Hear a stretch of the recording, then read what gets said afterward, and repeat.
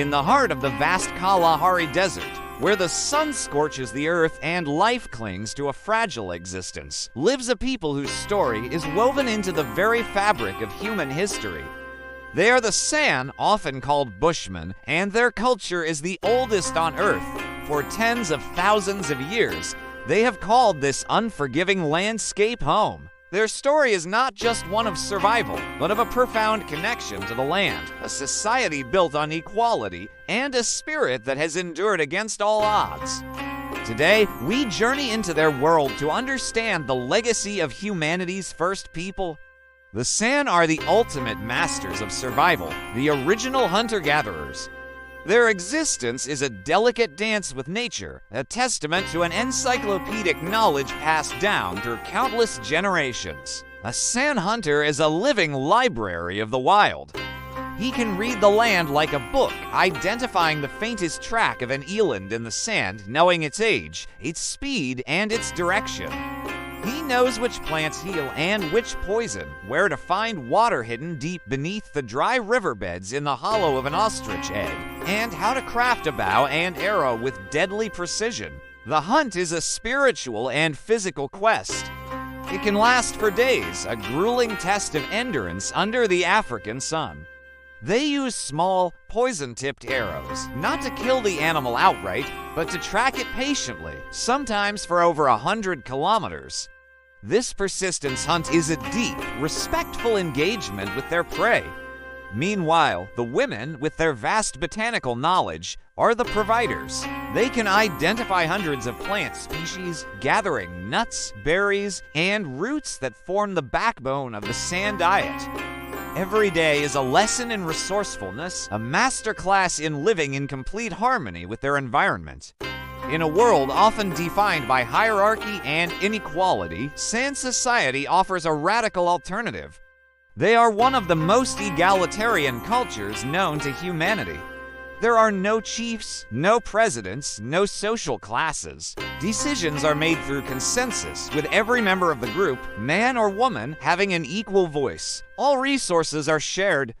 When a large animal is brought back from a hunt, the meat is meticulously distributed among every family, ensuring the well-being of the entire community.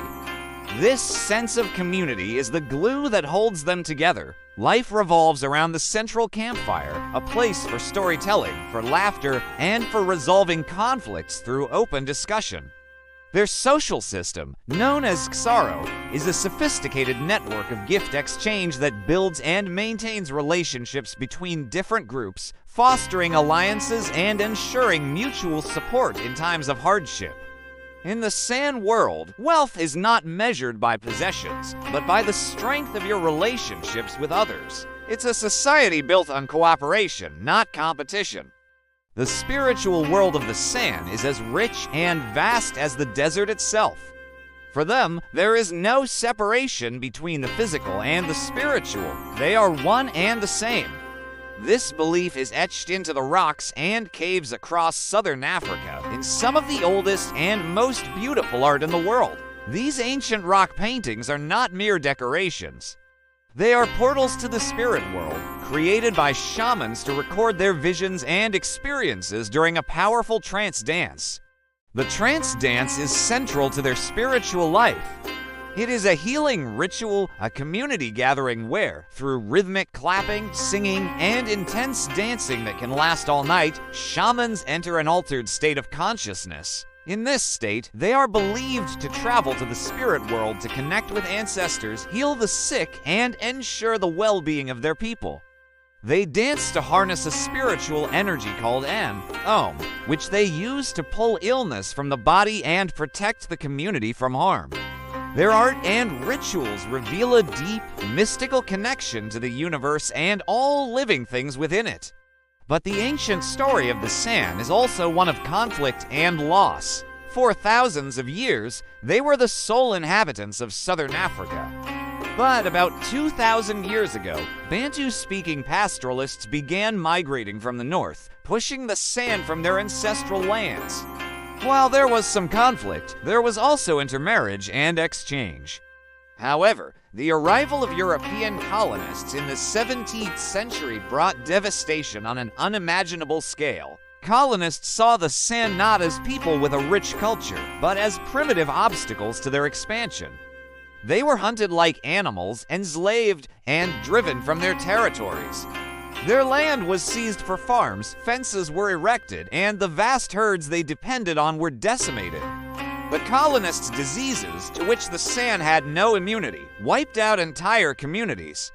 This period marked a catastrophic decline for a people who had thrived for millennia. It was a brutal, violent dispossession that pushed them to the very brink of extinction. Yet, the spirit of the San was not broken. Against all odds, they have endured. Today, groups like the Komani San in South Africa are fighting to reclaim their heritage and their land. After the end of apartheid, they won a historic land claim, regaining a portion of their ancestral territory within the Kgalagadi Transfrontier Park. This victory was more than just about land. It was about identity and cultural survival. The elders, the keepers of the ancient knowledge, are now racing against time to pass their wisdom to the younger generations.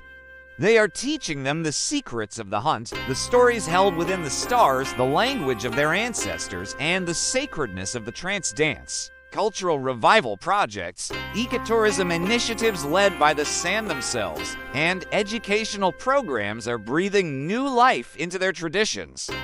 They are using modern tools to preserve an ancient way of life, proving that resilience is perhaps their greatest skill of all. Their fight is a powerful testament to the strength of the human spirit. The story of the San is the story of all of us. They are a living link to our collective human past, a reminder of where we came from. In their egalitarian society, their deep respect for nature and their emphasis on community over the individual, they offer profound lessons for our modern, fractured world.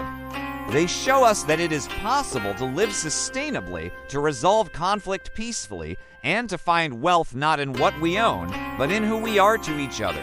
Preserving their culture is not just about saving an ancient people. It is about preserving a vital piece of human heritage. As we face global challenges like climate change and social division, perhaps the wisdom of humanity's oldest culture is exactly what we need to hear. Their story is a powerful call to remember our connection to the earth and to one another. Thank you for joining us on this journey. If you found this story as moving as we did, please like, share, and subscribe for more deep dives into the cultures that shape our world.